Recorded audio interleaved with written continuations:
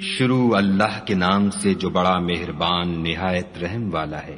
بکھیرنے والیوں کی قسم جو اڑا کر بکھیر دیتی ہیں، پھر پانی کا بوجھ اٹھاتی ہیں، پھر آہستہ آہستہ چلتی ہیں، پھر چیزیں تقسیم کرتی ہیں کہ جس چیز کا تم سے وعدہ کیا جاتا ہے وہ سچا ہے اور انصاف کا دن ضرور واقع ہوگا۔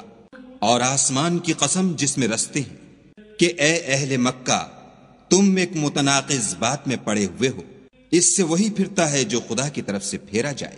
اٹکل دوڑانے والے ہلاک ہوں جو بے خبری میں بھولے ہوئے ہیں، پوچھتے ہیں کہ جزا کا دن کب ہوگا۔ اس دن ہوگا جب ان کو آگ میں عذاب دیا جائے گا۔ اب اپنی شرارت کا مزہ چکھو، یہ وہی ہے جس کے لیے تم جلدی مچایا کرتے تھے۔ بے شک پرہیزگار بہشتوں اور چشموں میں عیش کر رہے ہوں گے، اور جو نعمتیں ان کا پروردگار انہیں دیتا ہوگا ان کو لے رہے ہوں گے۔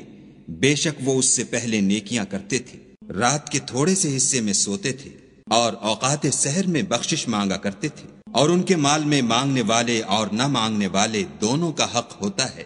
اور یقین کرنے والوں کے لیے زمین میں بہت سی نشانیاں ہیں، اور خود تمہارے نفوس میں تو کیا تم دیکھتے نہیں؟ اور تمہارا رزق اور جس چیز کا تم سے وعدہ کیا جاتا ہے آسمان میں ہے۔ تو آسمانوں اور زمین کے مالک کی قسم، یہ اسی طرح قابل یقین ہے جس طرح تم بات کرتے ہو۔ بھلا تمہارے پاس ابراہیم کے معزز مہمانوں کی خبر پہنچی ہے؟ جب وہ ان کے پاس آئے تو سلام کہا، انہوں نے بھی جواب میں سلام کہا۔ دیکھا تو ایسے لوگ کہ نہ جان نہ پہچان، تو اپنے گھر جا کر ایک بھنا ہوا موٹا بچڑا لائے اور کھانے کے لیے ان کے آگے رکھ دیا۔ کہنے لگے کہ آپ تناول کیوں نہیں کرتے؟ اور دل میں ان سے خوف معلوم کیا۔ انہوں نے کہا کہ خوف نہ کیجیے، اور ان کو ایک دانش مند لڑکے کی بشارت بھی سنائی۔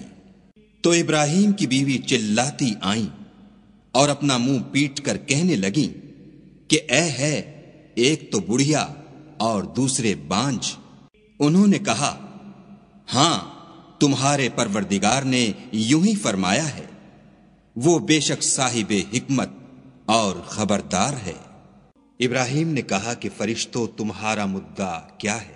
انہوں نے کہا کہ ہم گناہگاروں کی طرف بھیجے گئے ہیں تاکہ ان پر گھنگر برسائیں، جن پر حد سے بڑھ جانے والوں کے لیے تمہارے پروردگار کے ہاں سے نشان کر دیے گئے ہیں۔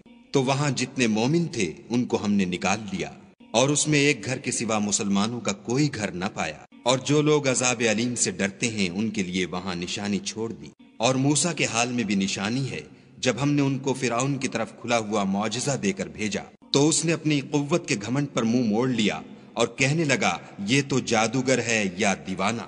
تو ہم نے اس کو اور اس کے لشکروں کو پکڑ لیا اور ان کو دریا میں پھینک دیا، اور وہ کام ہی قابل ملامت کرتا تھا۔ اور عاد کی قوم کے حال میں بھی نشانی ہے، جب ہم نے ان پر نامبارک ہوا چلائی، وہ جس چیز پر چلتی اس کو ریزہ ریزہ کیے بغیر نہ چھوڑتی۔ اور قوم سمود کے حال میں بھی نشانی ہے، جب ان سے کہا گیا کہ ایک وقت تک فائدہ اٹھا لو، تو انہوں نے اپنے پروردگار کے حکم سے سرکشی کی، سو ان کو کڑک نے آ پکڑا اور وہ دیکھ رہے تھے۔ پھر وہ نہ تو اٹھنے کی طاقت رکھتے تھے اور نہ مقابلہ کر سکتے تھے۔ اور اس سے پہلے ہم نوح کی قوم کو ہلاک کر چکے تھے، بے شک وہ نافرمان لوگ تھے۔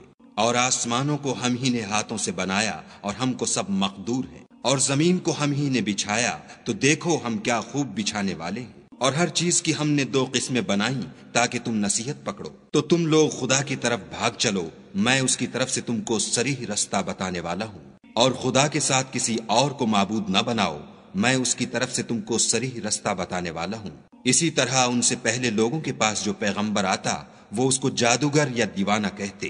کیا یہ لوگ ایک دوسرے کو اسی بات کی وصیت کرتے آئے ہیں؟ بلکہ یہ شریر لوگ ہیں۔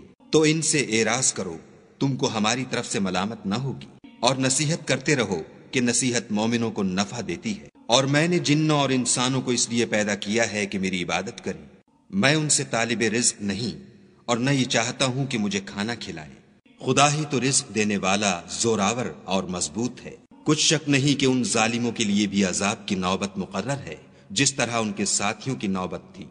تو ان کو مجھ سے عذاب جلدی نہیں طلب کرنا چاہیے۔ جس دن کا ان کافروں سے وعدہ کیا جاتا ہے اس سے ان کے لیے خرابی ہے۔